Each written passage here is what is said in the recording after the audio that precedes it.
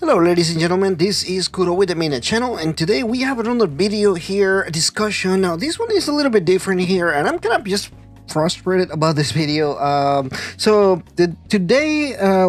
today, yesterday, one of my good friends David shared an article by Gamerant. Now Gamerant, if you don't know, it's a gaming publication journalist type of thing. They do pretty shit Persona, Shin Megami Tensei articles, some really stupid shit. So when I saw this article, I was not only just not surprised, just kind of almost like super bugged about it because of some of the stuff that they say in this. So today's video is regarding Shin Megami Tensei 5 does not need to be like Persona 5, and definitely does not need Persona at all in order to succeed. So let's go ahead and jump right into the video here. Now, first of all, I'm not a gatekeeper or anything like that. You guys know this. So obviously, my channel is made model after Persona, and obviously Shin Megami Tensei. So I'm a huge fan of both series, and when I see the articles like these, they bug me a lot because while I'm a huge fan, I also like to keep these two different series just kind of separate on themselves. They do have certain elements that do certainly share, and they definitely can take some of the stuff, and they to an extent, sure, they could probably learn a couple things from each other. But the fact that it's just so adamant about saying things like they definitely need to take things from Persona 5, that's a really odd statement for me. But one of the bigger things that they mentioned in the thing was the first thing that you see as soon as you go into this article, which I'm going to leave in the description down below, which says that they need to change to a social bond system. Now, this to me bugged the hell out of me because one of the things that they say in this article is talking about how characters weren't memorable in Shin Megami Tensei 4, which I think that's a really terrible thing to say. First of all, Shin Megami Tensei 4 had extremely really well memorable characters. Obviously you can disagree or agree on this one. I do see where some people will say, well, but really in reality the problem to me is a lot of Persona fans confuse character development with the social link system. To me, that's one of the biggest issues with Persona in general, actually, which is kind of like one of the things that a lot of people like from Persona, which is the social bonds, the social links, the confidence, that kind of stuff. Because to me, what happens with Persona is they become really over-reliant on using social links to character develop any character. But from the main character, to the main party characters, to side characters, they really just take a backseat from the story to actually do the character development with the social link. That actually bothers me a lot in Persona because it does end up feeling really disconnected, especially if you don't do every confidant. Let's say that you only do your favorite ones.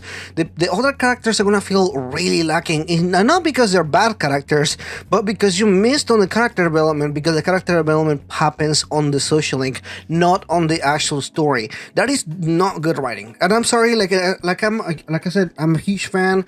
I love the games, but when it comes to stuff like that, that really leaves a lot to be desired. Sure, with the social link system, you do have a more thorough character development because it does focus on that, but at the end of the day, that stuff is separate. That stuff is additional. You don't have to do that, and therefore you run the issue of actually just missing out on a confident, on a whole character writing on this particular character just because you didn't do it. Now, Shin Megami Tensei does, in some aspects, do lack sometimes in some of the character writing, but Shin Megami Tensei 4, for example, or even Strange Journey or Shin Megami Tensei 3, all these games, although they don't feature a lot of human characters, the very small amount of human characters that do have good character development, do have good character writing, but it's not the same as Persona, and therefore it's not bad. It's just, I don't understand this logic from this thing that, oh, if it's not like Persona,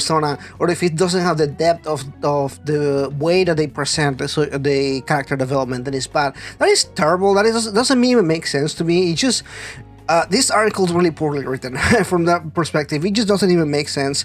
Another one of the things that they mention here that kind of just really bother me which is also really stupid, is number 2, which says change a more relatable character. Now I'm gonna say this.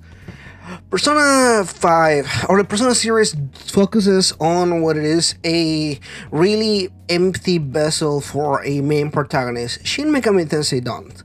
Shin Megami Tensei, any of the Shin Megami Tensei games, the main protagonist, it is a set character. In fact, they have kind of names for them. They have actual personality traits and everything. Now, the bigger thing for me is the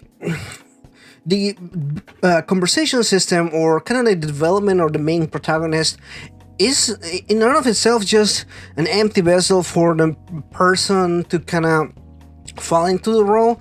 I actually will disagree that Shin Megami Tensei characters are not relatable. In fact, they're probably more relatable. And the fact of the matter is, it does come across of that because you, as the protagonist, as the person that is playing the game, gets to choose actual morally gray area.